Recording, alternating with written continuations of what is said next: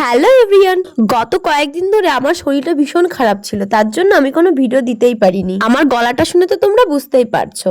আগের দিন ঝড় হয় আমাদের বাথরুমের ছাদে প্রচন্ড নোংরা জমে গেছিল, তার সাথে কিন্তু প্রচুর আমও পড়েছিল। তার জন্য আমি সেই ভাঙা ঝাড়টা নিয়ে চলে গেছিলাম ছাদে। গিয়েই প্রথমে আমগুলোকে কুড়িয়ে নিলাম, তারপর ছাদ ঝাড় দিতে দিতে দেখি আমার ভাগ্নে চলে এসেছে ছাদে উঠবে বলে। ও তো একটা ভিতুর ডিম, ওকে তুললাম। তারপর আমার বোনও চলে এসেছিল ছাদে, কারণ এই আমগুলোকে পারতে হতো। সিঁড়িঘরের টিনে এই আমগুলো সারাক্ষণ বাড়ি খায় ঝড় আসলে, তার জন্য পেরেই ফেললাম সব আমগুলো।